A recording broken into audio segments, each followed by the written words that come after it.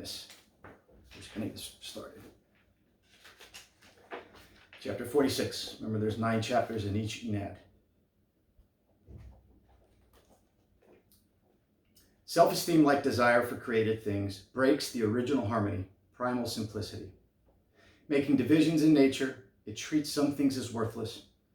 Using things in nature in an unnatural way, it corrupts them by misuse. A person who desires created things is a slave to the senses. So is a person who is conceit. For the person of desire is attached through his eyes and ears to others, while the person of conceit tries to attract the eyes and ears of others to himself. He charms and impresses only by what is visible and audible, those who judge virtue only with their senses. Thus, said the ancient sage, on tiptoe, none can stand firmly. Straddling none can walk well. One who justifies oneself has no glory. One who boasts of one's abilities has no merits. One who has conceit is not the chief among men. Such, by the judgment of the way, resemble the dregs and tumors of virtue. Those who possess the way have no occasion for them. Chapter 47. The softest thing in the universe, said the ancient sage, overcomes the hardest thing in the universe. The stiff and unbending is the disciple of death. The gentle and yielding is the disciple of life. A tree that is unbending is easily broken. The hard and the strong will fall. The soft and weak will overcome.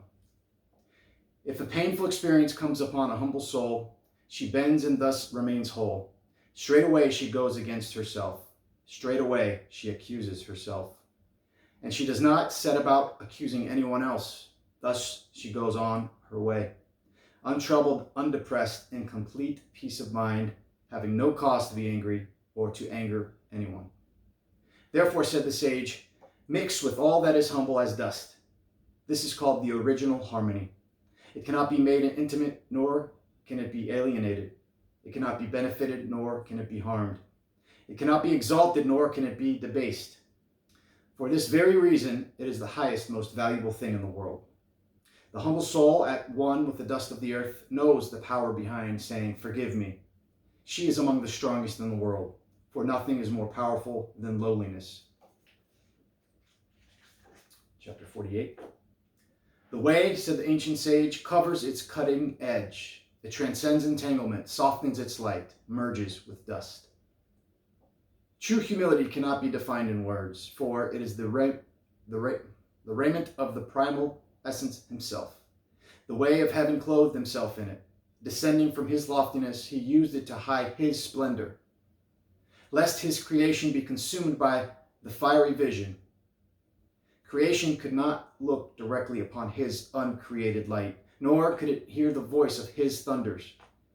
Therefore he descended not in the earthquake, nor in the fire, nor in the terrible and mighty sound, but as said the ancient prophet, like rain upon a fleece, like raindrops falling on the earth softly, concealing himself in the veil of his flesh, speaking with us in the body, wrought in the womb of the maiden. Abasement, said the ancient sage, is the foundation of exaltation. Loftiness is based in lowliness. Hence the sage wears coarse garments, but embraces a jewel in his bosom. Everyone who puts on the coarse garment of humility is like unto the way who puts it on before us. When through his wearing the coarse body of our lowliness, creation beheld his loftiness, and at last received its jewel, the vision of its maker. Chapter 49. Why is the sea the king of 100 streams? Asked the ancient sage. Because it lies below them. Therefore, it is the king of 100 streams.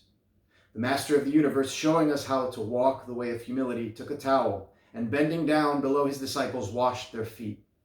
Learn not from an angel, he said, nor from a man, nor from a book, but from me, from my indwelling, from my illumination and action within you. For I am meek and humble in heart, and in thought and in spirit, and your souls shall find rest from conflicts and relief from thoughts. For just as pride dissipates the soul through imaginings and distractions, so humility collects the soul through stillness of thoughts, and concentrates her within herself. Thus the humble soul wishes to enter and dwell in stillness, to forsake her former concepts together with the senses, to become as something that does not exist in creation, that has not come into being in this world, that is totally unknown, even to herself, even to the senses. Thus hidden, she remains with the master of the universe, descending over, ever toward him, the infinite sea of essence, the king of 100 streams. Chapter 50. The ancient sage, follower of the way, said, "The sage keeps his half of the bargain, but does not exact his due. A man of virtue performs his part, but a man without virtue requires others to fulfill their obligations. And the way, when he became flesh, said, 'Give to everyone who asks you, and of him who takes away your goods, ask them not again.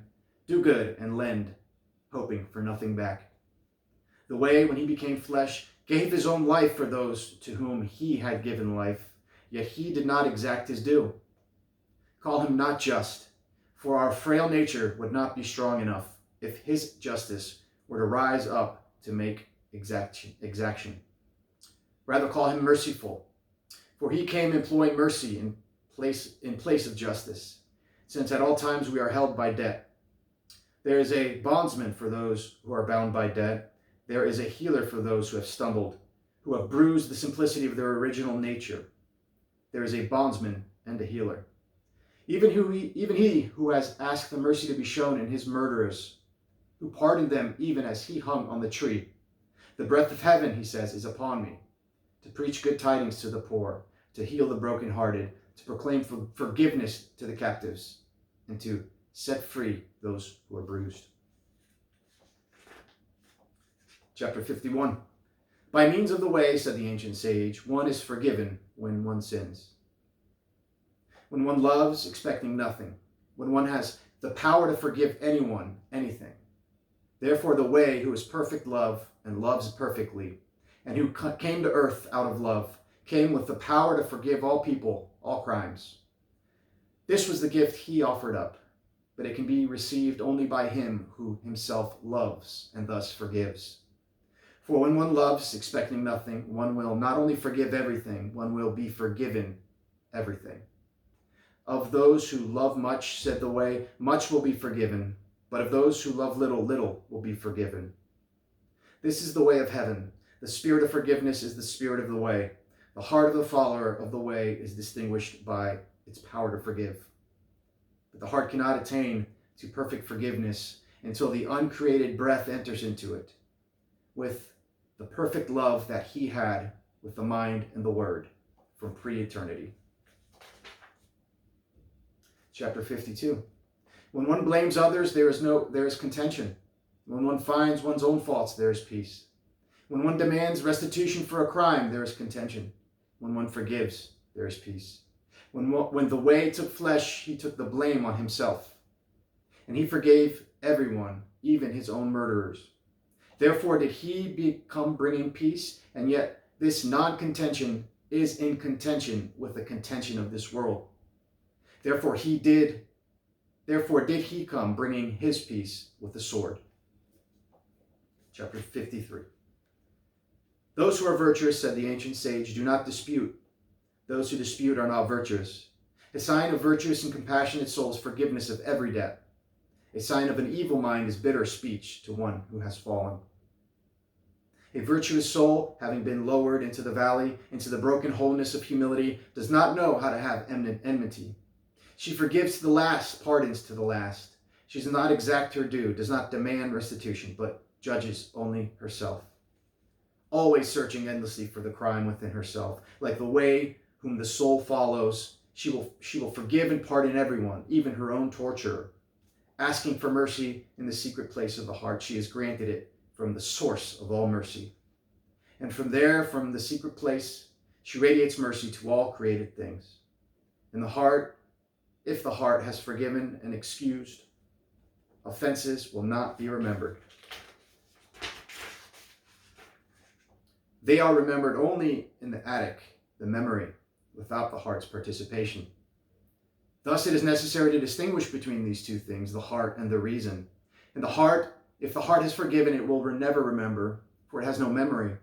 The brain may remember, but the heart will protest and compel the brain to be silent. Last chapter, chapter 44. When you have descended into the valley with him, and with him have been raised upon the tree, when the tears of joyful, liberating pain flood your eyes, and you taste the sweetness and perfect freedom of dying to this life, then you no longer feel anger or rage, and you know what it means to forgive everyone and everything. Then you see he, when nailed to the tree, could have forgiven everyone who has ever lived and ever will live. Still you see the people around you, and still you see their weakness and failings. But now you feel such compassion for them, as if they were small children, and you yourself feel like a child. In a sense, nothing has changed. The good in you remains, the evil in you remains. But now you know. You know that there is nothing more sublime, beautiful, and profound than the cross. Now you know that it means that he split his blood for you in an agony of pain, which even he was afraid and sorrowful to endure. And when at the supper before his final agony, he asks you to drink his blood and eat his flesh for the forgiveness of sins, you too are ready to give up your flesh and shed your blood. You too are ready to forgive, that you may share in what he is, in his ultimate liberating love. A love that is pain, but a pain that is peace, and a peace that passes all understanding.